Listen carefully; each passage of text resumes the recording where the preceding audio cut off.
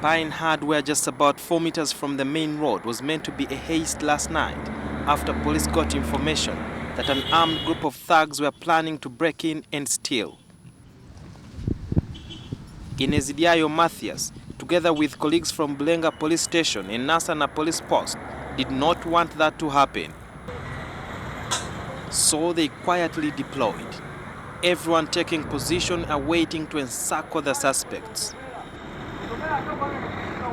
Some of the police personnel armed with AK-47 rifles took positions here until Mathias shot first, forcing almost everyone to fire from different directions. The deceased is said to have come from this side, chasing the thug until he reached this point, which is a fairly wide gully where his colleague had taken position to avert any eventuality. But unfortunately, when he saw the colleague coming from the other opposite side, he fired at him in the chest, thinking he was a thug. He staggered for a moment until he fell here before dying. But according to the people who were on the scene, they say he was holding his gun by the chest and his safe open, like he was just about to respond with fire. So he breathed twice and then definitely he died. He had those police shoes, a black jacket, a black trouser. If it is found to have been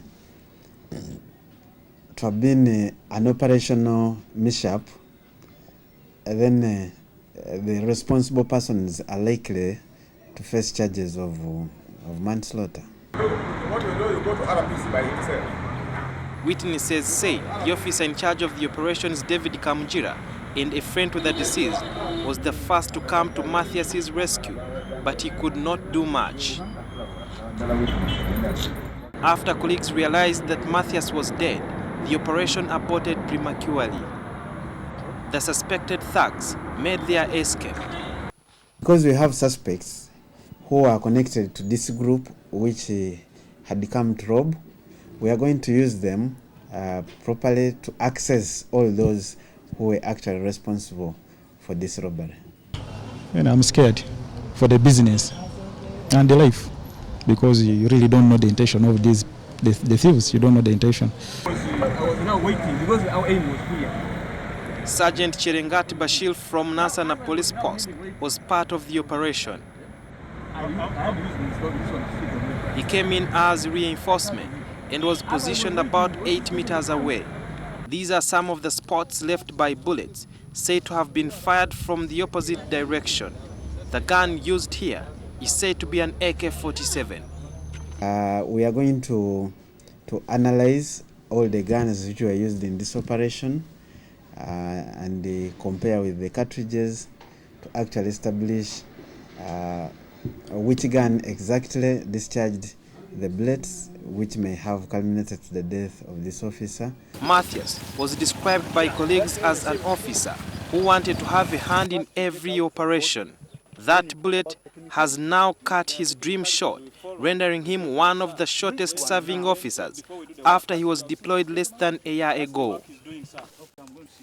As investigations into the matter continue, police say there are lessons to learn from the incident.